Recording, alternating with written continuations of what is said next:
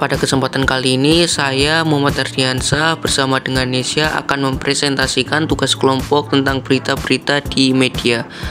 Dan sebelumnya, untuk sesi kami sudah bagi selama beberapa sesi.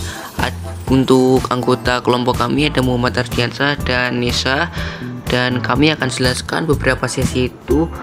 Untuk intinya nanti kami jelaskan masing-masing dari itu tadi. Pengertian berita di media adalah laporan atau informasi yang disampaikan melalui media massa seperti surat kabar, majalah, radio, televisi, atau media internet. Berita berisi informasi yang aktual, menarik, dan penting bagi sebagian besar layak. Rumusan masalah.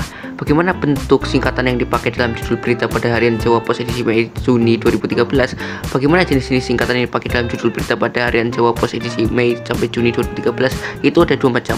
Tujuan teks berita adalah memberi informasi dan menambah pengetahuan kepada halayak ramai mengenai peristiwa yang baru saja berlangsung atau yang dapat menarik perhatian orang banyak, telah menjadi bagian yang tidak bisa dilepaskan dari kehidupan manusia.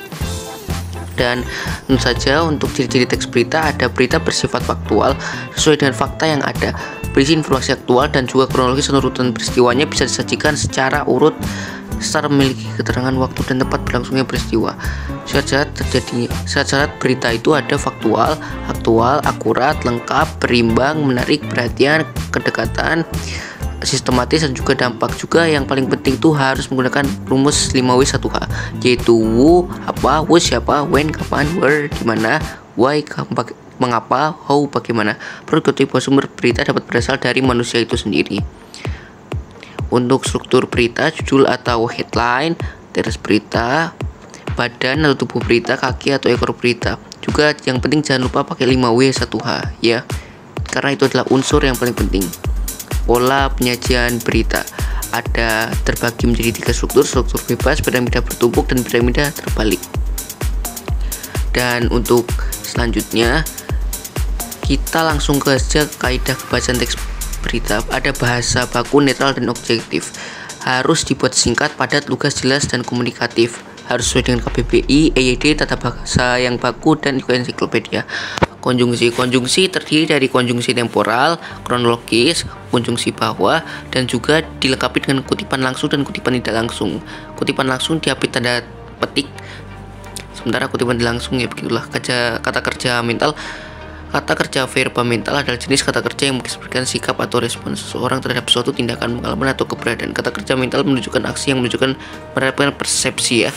Adverbia atau kata keterangan. Adverbia adalah kata keterangan yang menjelaskan verba adjektiva atau adverbia chain, digunakan sebagai pewatas ya. Biasanya menunjukkan keterangan tensitif. Verba tensitif dan verba warta. Menggunakan verba tensitif, kata kerja yang bisa diubah dalam bentuk pasif dan aktif, bisa diubah ke bentuk sebaliknya juga seperti itu. Dan bahasa denotatif, teks berita menggunakan bahasa denotatif atau bahasa yang memiliki makna sebenarnya. Dengan demikian, teks berita tidak memakai kata yang nantinya menjadi ambigu dan menimbulkan kesalahpahaman. Kesimpulan teks berita adalah kesan akhir atau inti bacaan dari sebuah teks berita. Untuk menyebutkan isi teks berita, Anda dapat mengikuti langkah-langkah berikut: membaca berita secara menurunkan foto-foto berita, menganalisis fakta-fakta penting dalam berita, memberi bias, menyimpulkan isi berita secara keseluruhan, menyampaikan kesimpulan kepada orang lain. Terima kasih. Dan itu saja yang bisa saya sampaikan bersama dengan Nisa. Undur diri. Assalamualaikum warahmatullahi wabarakatuh.